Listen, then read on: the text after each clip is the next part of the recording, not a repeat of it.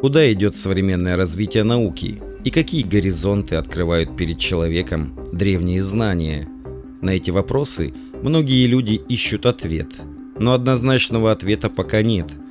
Человечество, опираясь на научные догмы, не может выйти за рамки своих пониманий, которые нам дают древние знания.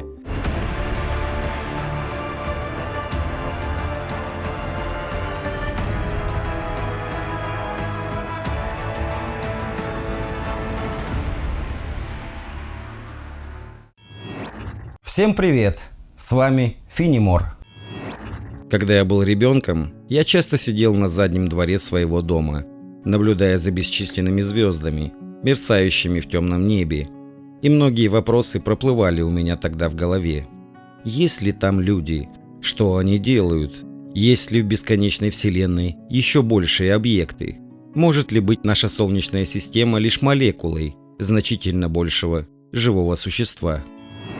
Время бежит от безвозвратного прошлого в невидимое будущее без остановок.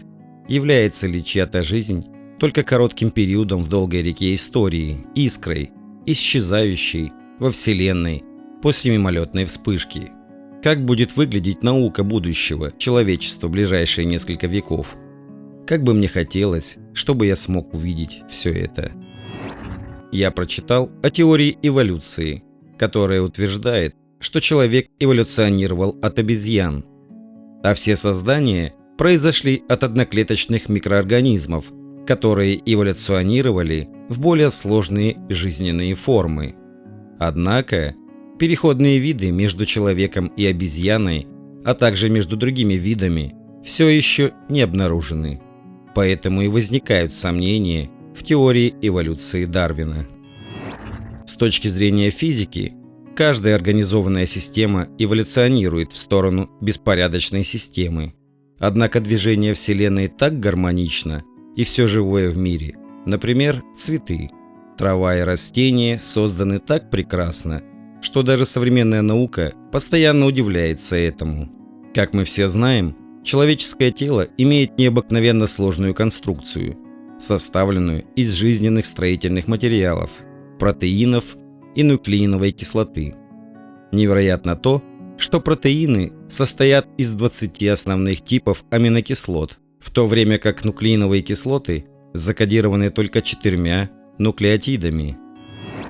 Если предположить, что жизнь действительно эволюционировала без всякой цели, шаг за шагом, тогда должно было быть множество различных эволюционных путей, среди которых природа выбирает один, самый оптимальный. Если за всем этим какой-то крайне важный, все еще не высказанный объективный элемент, который действует за поверхностным феноменом. Существует множество загадочных феноменов, наблюдаемых человеком, начиная с древних времен до настоящего времени, такие как тайна жизни, загадка доисторических цивилизаций, НЛО и Бермудский треугольник. Они далеко выходят за рамки современной эмпирической науки. Хотя современная наука пыталась дать объяснение таким загадочным явлениям, используя доступные знания и современные познания мира, но все они оказались неполными и противоречивыми. Например, НЛО объяснили как сферическую молнию.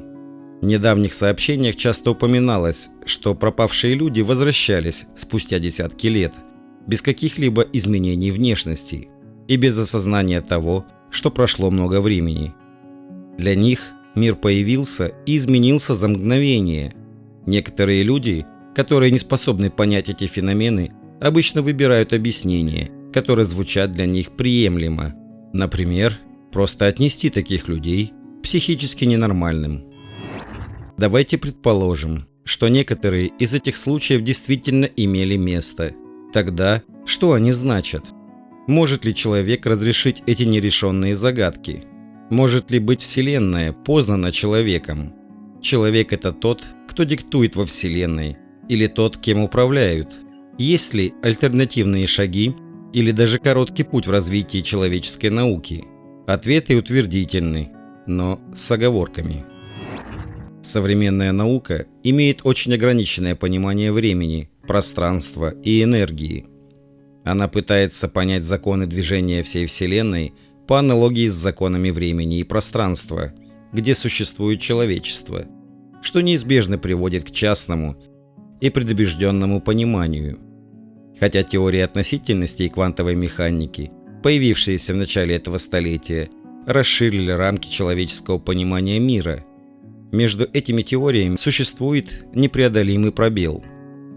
Это приводит нас к выводу, что человеческое понимание природы все еще остается весьма поверхностным. Например, астрономы давно очень точно предсказали специфическое расположение орбит двух спутников Марса в 1762 году, что было экспериментально доказано спустя 150 лет. Научное сообщество было сильно озадачено тем, как человек смог сделать такие точные предсказания. 2000 лет тому назад великий просветленный с Востока выдвинул теорию о 3000 миров, в которой говорится, что 3000 планет в галактике Млечного Пути населены людьми. Он также заявил, что в песчинке существуют такие же 3000 миров. Наука в то время была намного менее развита, чем сейчас. Как он мог видеть это, если его теория верна? Во Вселенной существует не только одно время-пространство. Человеческие существа могут только распознавать то время-пространство, в котором они существуют. На самом деле, современная наука не может выйти за эти ограничения, вне зависимости от того, как она развита. Хотя другие времена-пространства упоминались в фантастических произведениях, концепции об этих пространствах всегда строились на понимании нашего собственного времени и пространства. В этой Вселенной существует бесконечное количество пространства в вертикальном и горизонтальном направлениях. Приведу простой пример. Все, что видимо или ощущаемо, принадлежит нашему физическому пространству, где молекулы, атомы, нейтроны, электроны и кварки принадлежат другим пространственным уровням. Почему так? Как мы знаем, молекулы сделаны из атомов, которые в свою очередь состоят из протонов, нейтронов и электронов. Однако протоны, нейтроны, электроны и более крупные частицы сильно различаются в своих физических характеристиках, так же, как и в своих проявлениях. Основная причина этого в том, что существуют различные энергетические структуры в разных пространствах, и каждая специфическая энергетическая структура формирует различные времена и пространства. Классическая механика может удачно описать законы движения в нашем физическом пространстве, используя физические характеристики – массу, скорость, ускорение и так далее. Материя нашего пространства сделана из молекул, которые комбинированы между собой довольно свободно. В результате способности живых существ в нашем пространстве очень ограничены. Например, человек не может бежать очень быстро или прыгнуть очень высоко. Обычно материалы, такие как дерево, камень и даже железо, могут быть сломаны. Для того, чтобы сломать или смять материал, в этом пространстве требуется небольшое количество кинетической энергии. Это сильно ограничивает движение материи в этом пространстве. В добавление существует поле времени, которое управляет всем в нашем пространстве. Например, время, необходимое для завершения оборота Земли вокруг своей оси, составляет 1 день. Этот период влияет на биологический ритм людей и других существ. Более того, время, необходимое для прохождения Земли по орбите вокруг Солнца, составляет 1 год. Живущие существа могут устать. Люди должны родиться, состариться, болеть и умереть. Все эволюционируют в поле времени, согласно законам этого пространства. Эти законы, однако, не действуют в других пространствах. Также установлено, что когда предметы этого пространства ломаются, их молекулярная структура остается неизменной. Например, когда стеклянный стакан разбивается, осколки остаются стеклом, молекулярный состав которого не изменяется. Для увеличения энергии требуется изменение молекулярной структуры. Говоря другим языком, большая энергия может быть генерирована путем расщепления или изменения комбинации молекул. Энергетический уровень молекул принадлежит различным формам времен пространств, которые составляют более сильную энергетическую систему. Эта энергетическая система имеет большую энергию, чем человечество использует на Земле. Во время совершения действий, например, сгорания угля или газов, высвобождается энергия, которая может трансформироваться в кинетическую или электрическую энергию. Однако мы не можем полностью понять и извлечь пользу из молекул, потому что мы не способны непосредственно обследовать пространство молекул.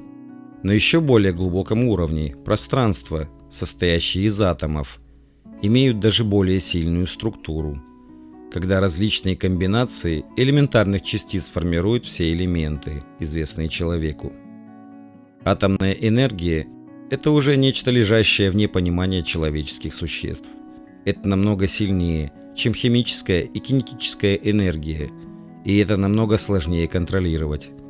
Однако, мы можем только частично понять проявление атомов в нашем пространстве, потому что мы не способны изучить пространство атомов. Еще более глубокое пространство будет очень сложно изучать, используя западную научную технику, из-за того, что микроскопические объекты в тех пространствах очень редко или вообще никогда не появляют себя в нашем пространстве. Поэтому у человеческой науки нет способов, благодаря которым их можно изучать, и развитие науки на этом уровне останавливается. Кроме того, существование горизонтальных пространств, обсуждаемых выше, существуют другие пространства. Различные пространства могут существовать одновременно на одном и том же месте. Факт того, что мы не можем обнаружить их ни с помощью наших глаз, ни с помощью современной научной техники, не значит, что эти пространства не существуют. Кроме того, это только доказывает, что наши способности сильно ограничены. Наши глаза, которые собирают больше всего информации в течение всей нашей жизни, не могут воспринимать электромагнитные волны, лежащие за пределами даже небольшого спектра, от 400 до 700 нанометров в нашем пространстве, не говоря уже о сценах в других пространствах. Кто-то может возразить, что мы можем изучать молекулы и атомы, используя научные инструменты, даже если мы не можем обследовать их с помощью невооруженных глаз. На самом деле, мы нуждаемся в помощи научных методов для изучения феноменов больших или меньших масштабов, которые лежат вне пределах наших глаз, для которых научные инструменты могут служить увеличителями. Эти инструменты, однако, могут только определить отражение или расположение молекул, атомов и нейтронов в нашем пространстве, но не могут непосредственно изучать форму их существования.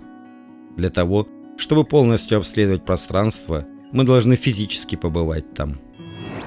Давайте посмотрим на следующий пример, который, возможно, не совсем подходящий. Из другого пространства наша планета видна, как точка, которая неадекватна пониманию и удерживает нас от предположения о том, что там могут быть Земля и океаны, 4 времени года, температура и влага, изобилие растений и животных. Соответственно, это удерживает нас от ее изучения. Согласно концептуальному различию между различными пространствами могут существовать различные физические качества в различных пространствах. В нашем пространстве существуют физические качества, такие как электричество, магнетизм, масса, гравитация. В других пространствах, однако, могут быть другие особо физические качества, согласно существующей разнице между временами и пространствами и энергетическими системами. Когда изучаются микроскопические объекты в других пространствах, люди все еще склонны использовать физические качества нашего пространства, такие как использование рентгеновских лучей и электронных микроскопов для изучения структуры объектов, обследуя отражение или дифракцию частиц. Как следствие, люди могут только косвенно изучать отражение объектов других пространств, физические качества которых могут отражаться в нашем пространстве и довольно скудно. Например, немногое может отражаться из пространства молекул в нашем пространстве. Также немногое может отражаться из пространства атомов в то пространство молекул, и еще меньше в наше пространство. С более глубокими пространствами дело обстоит еще сложнее. Мы уже знаем, что в природе существует множество времени, пространств и энергетических систем. Тогда напрашивается вопрос: Существует ли жизнь в других подпространствах? Все мы можем чувствовать, что живем в очень насыщенном мире, полном чудес. Если бы вы могли попасть в другое пространство, вы бы могли увидеть, что это тоже безмерное пространство с живыми существами и объектами, которые имеют более изысканные и чудесные формы. Если мы соответствуем пространствам согласно их энергетическому уровню, мы могли бы заметить, что человеческий род существует на самом низком уровне. Значит ли это, что живые существа в высших пространствах имеют высокий энергетический уровень, имеют более высокий разум и мудрость?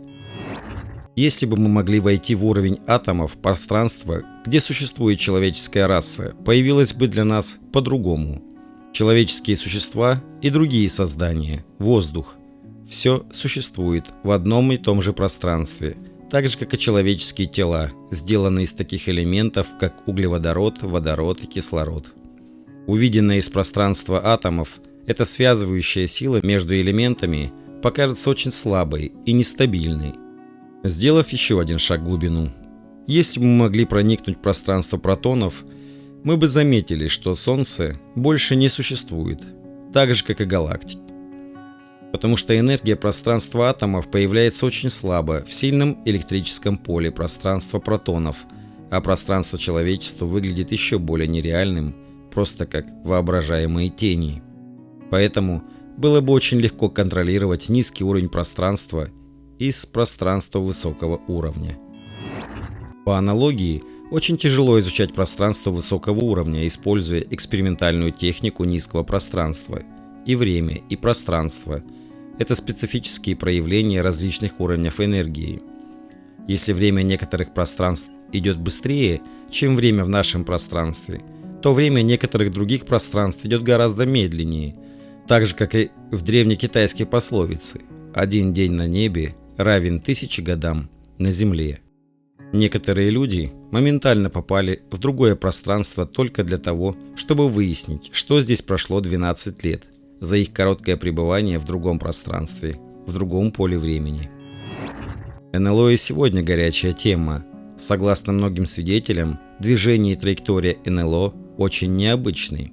Они могут резко увеличивать скорость и резко поворачивать, они могут спокойно зависать в воздухе и моментально исчезать. Все это не может быть объяснено с точки зрения концепции гравитации и инерции. Если мы предположим, что НЛО может войти в другие пространства, где материя не управляется законами нашего пространства, тогда НЛО может перемещаться от одной галактики к другой без ограничения скоростью света. Не означает ли это, что мы, живя в этом физическом мире, никогда не сможем понять материю высоких уровней? Ответ отрицательный. Нет, не значит. Кроме физического тела, у человека есть другая сторона, то есть сторона духа, сознание человека, которое существует как форма материи в других пространствах. Это ключ к пониманию вещей. Хотя это существование отвергается современными людьми, потому что они не могут определить этого. Однако, могут ли многие формы времени и пространств в их эволюции быть обобщены для того, чтобы управлять общим законом?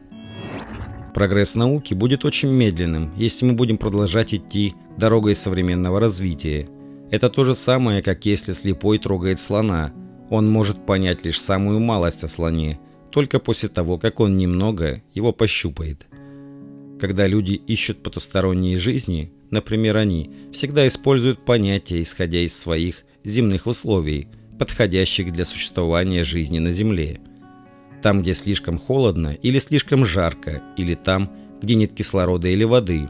На других планетах жизни, как считается, не может быть. С точки зрения живых существ с других планет или пространств, наша планета тоже не самое подходящее место для жизни. В течение нескольких прошедших десятилетий было выпущено много американских фильмов, в которых рассказывалось о земных человеческих существах, которые защитили себя от вторжения пришельцев с других планет. На самом деле, свойство Вселенной управляет всем. Чем выше уровень живых существ, тем более они добры и милосердны, иначе они не смогут достичь таких высоких уровней. Человеческие существа на Земле склонны судить других, согласно их собственным моральным стандартам. Это ведет к предположению, что живые существа с высоких уровней также жадны, эгоистичны и жестоки, как и они сами. Тогда, если они захотят вторгнуться на Землю, у людей не будет никаких шансов бороться с ними. Это то же самое, как если кто-то будет бороться с атомной бомбой при помощи ножей и пик. Уровень моральных стандартов современного человечества и ухудшение окружающей среды поставило человечество в очень опасную ситуацию. Поэтому угроза исходит не от других, а от самого человека. Вселенная огромна и сложна, но только мельчайшая ее часть может проявляться в нашем пространстве и может быть воспринята человеком. Эмпирическая наука исчерпала себя, в то время как наука неисчерпаема. Единственный путь, по которому действительно можно продвинуть развитие науки, это отбросить неправильные представления и смело посмотреть в лицо объективной реальности. Перед нами предстала бы полностью обновленная и прекрасная человеческая цивилизация. Может быть, когда-нибудь мои детские мечты сбудутся. Напишите, что вы думаете об этом. Спасибо, что были со мной. Здоровья, мира и процветания вам и вашим близким. Пока.